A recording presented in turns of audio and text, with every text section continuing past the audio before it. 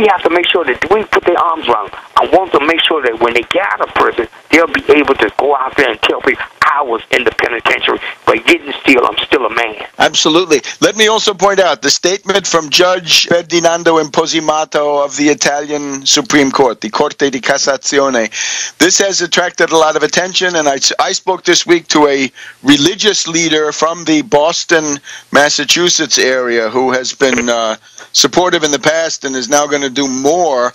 And part of that is in the wake of this Imposimato statement. So Imposimato is not going to be the only guy signing that statement. We'll be getting more as the time goes on. Absolutely, and I read that, and it is tremendous. I was amazed. I just love it. It shows what we can do when we work together. It's a thing. You see, it's us against them. That's what most people don't understand. It's us against them. It's not black against white. It's not Mexican against Puerto Rican. It's us. It's us against them. And once we get that in our heads, then we become a force. Then we'll be able to elaborate on other things, do other things, and learn to work together. But Reverend, we got this hard break coming in, dictated by the computer. Hang on, we'll see if we get another minute or two before that alarm clock goes off. Here we are again. Let's see if we have another couple of minutes with Reverend Pinckney. Yes. I'm here. Great. So, again, I think it's time to start putting together these first-person accounts that you've been giving us, and something about, what are the abuses and the horrors of Governor Snyder's prison system there in Michigan, right? Which ought to be one of the leading states, and instead it's leading in these terrible conditions. Absolutely. The sad part about this whole situation is not the food is terrible. On June 2nd, at Jackson Penitentiary, they found magnets in the food, several dozen of them, and then they didn't steal. They served them to the prisoners, and the prisoners became sick. And not only that, 125 people got food poisoning. And it's not just that facility. The one in Ionia, another 125 got sick. People are getting sick every single day with this food. The food is so terrible that nobody seems to go over there and want to eat it. Most people rather starve than eat the food. And this is all due to this company, Aramark. Am I right? That is correct, Aramark. Aramark is the one who's in control. And here's the sad part. They will not get rid of Aramark. They got a contract that's supposed to be coming up for renewal, and they talk about, Aramark said that they want a raise, which is the biggest joke that you ever want to hear. And I tell you, every single day here at the prison itself, if it's not one thing, it's another. They have taken away some of the rights of the prisoners themselves, like you get yard here and stuff like that.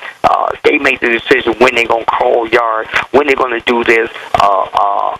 Every single day that there's something being taken away from the prisoners, and they don't even know it.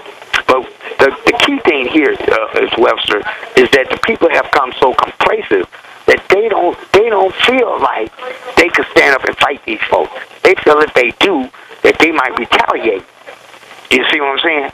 Sure. When I get the word retaliation, it's definitely part of the thing. They got all kind of things that they do that they take away from you. They put you on what they call LOP, lawful privilege, where you can't go outside, you can't do this, and they keep it that way. And not only that, but here's something else. You get 2 uniforms to wear, 2 for the whole time you're here. There's no such thing as going there and having them replaced and stuff like that. They give you 3 pair of socks, and the socks are so thin they tear up after 3 washings and stuff like that. And the shoes is almost like walking barefooted right outside in the streets. The shoes are so bad. But the point is, they're selling these things. If you lose them or anything like that, you have to pay the regular price that they will pay in the store for this stuff. You have to pay this. They take it out of any money you receive from the outside. So we're battling here, and the guards themselves, we got some guys here that's so mean that you wouldn't even want to talk to them unless it's unless it's a truly emergency. So we got it bad. But what I try to do, I try to stay out the way. I try to just do what I need to do. I stay in the law library all day and come back and I sleep. And I just try to stay out of their way. And I make sure I'm in the bed between 8:30 and 9. And I wake up early in the morning and I go straight to the law library and I just stay in there until I get things done. But the point, which is more important, like I said, we're still waiting on the February 27th transcript. And you have 1 minute remaining. We're down to 1 minute. So let's give that website again. You can go to bhbanco.org, or you can mail a check to Banco, BANCO, 1940 Union Avenue, Benton Harbor, Michigan, 49022. And I want you to write me here at Lakeland Correctional Facility, the penitentiary itself. Please, people out there, write me. And most of the time, if I don't write you back, it's not because I'm ignoring you. It's just that I'm so busy right now trying to get myself out of here that, that it's more important that we do what needs to be done. So I want to thank everybody for all your support, especially with you, Webster, you, Danielle, Jeffrey, and everybody else. This is an opportunity that we can all pull together and win this battle. This is a war. This is no conflict. This is the real deal. So we must stand up and show them what we can do, and we're not afraid to stand up and... Okay, Reverend. I guess that's the cutoff there from Aramark or Rick Snyder. But in any case, a lot of people are pulling for Reverend Pinckney, a lot of people working for him, right? We can focus this in a larger context. You get the idea, right? There's a prison industrial complex and there's mass incarceration, and now you're getting an idea of what this is like at the ground level. So we now need to change gears. Starting again on this question of the encyclical. The encyclical, again, starting with this question of St. Francis, and of course St. Francis was, so he's the patron saint of ecology as of late, and he's also the guy who was most appreciative of animals and nature. However, we've also got to look at the reality of the world, right? That 30, 40, 50,000 a day. We want to get an updated figure, and again, there are conflicting estimates. We've got to, first of all, let's do a brief theological argument, if we can. In the encyclical, we find, paragraph 65, without repeating the entire theology of creation, we can ask what the great biblical narratives say about the relationship of human beings with the world. And in the first creation account in the book of Genesis, God's plan includes humanity. So the creation accounts of the book of Genesis contain in their own symbolic and narrative language profound teachings about human existence and its historical reality. There is a rupture between mankind and nature caused by sin. Okay, St. Francis was trying to heal the rupture, as Bonaventure later wrote. However, now we get into a problem area. We are not God, okay? The earth was here before us, and it has been given to us.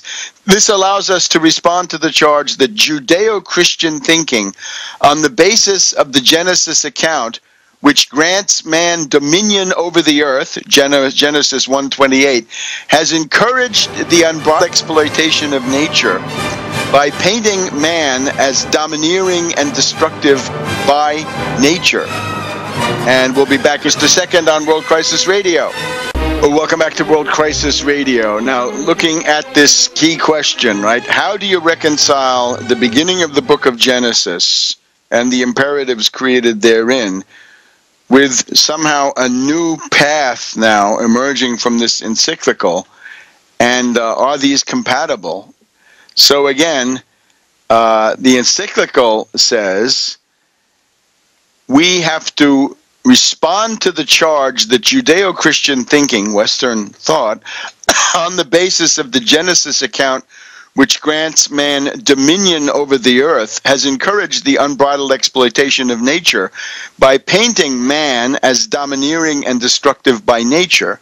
Now, this is already mixing apples and oranges. This is not a correct interpretation of the Bible as understood by the church, although it is true that we Christians have at times incorrectly interpreted the scripture. Nowadays, we must forcefully reject the notion that our being created in God's image and given dominion over the earth justifies absolute domination over other creatures. Well, how does that even come into play? And then we find, I think, the most problematic of all, the biblical texts are to be read in their context with an appropriate hermeneutic. Well, hermeneutic, I think, fine, but that's not going to transpose something into its opposite. So the hermeneutic is that be fruitful and multiply means till and keep the garden of the world. Tilling means cultivation, plowing, while keeping means caring, protecting, overseeing, and preserving. So what are we talking about? The centerpiece is, here we have the nice Latin Vulgate. So, creavit Deus hominem ad imaginem suam, ad imaginem Dei creavit illum masculum et feminam creavit eos. And so God creates man in his own image. In the image of God, he created him, male and female, he created them. Benedixitque illis Deus et eit crescite et multiplicamini et replite terram et subicite eam. So God blessed them, and he said unto them, be fruitful and multiply and replenish the earth. Means fill the earth, replenish the earth, and subdue it, and have dominion over the fish of the sea, and over the fowl of the air, and over every other living thing that moveth upon the earth. Now, of course, this means earth for humanity. That earth in the earth and everything in it is a tremendously important natural resource and asset of humanity. So we're not advocating pollution.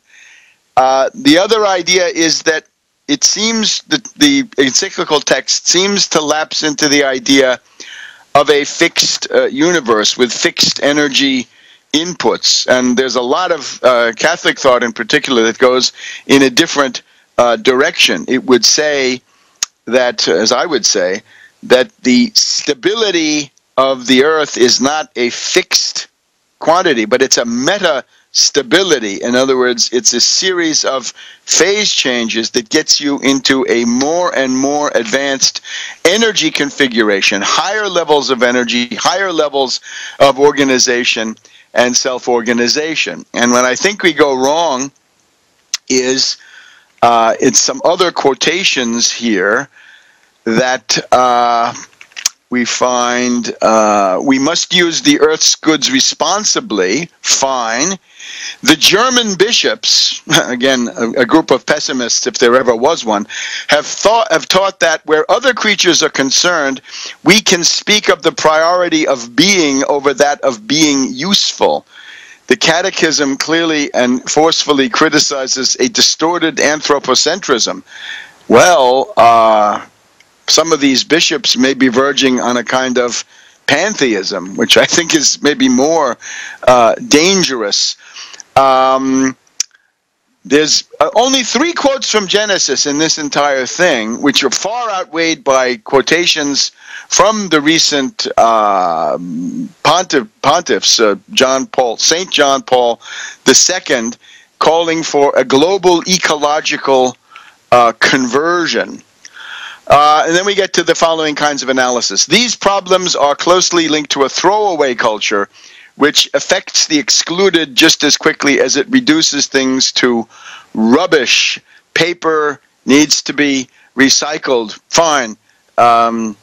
We need to have different systems of agricultural organization. Okay, we have not yet managed to adopt a circular mode of production capable of preserving resources for present and future generations.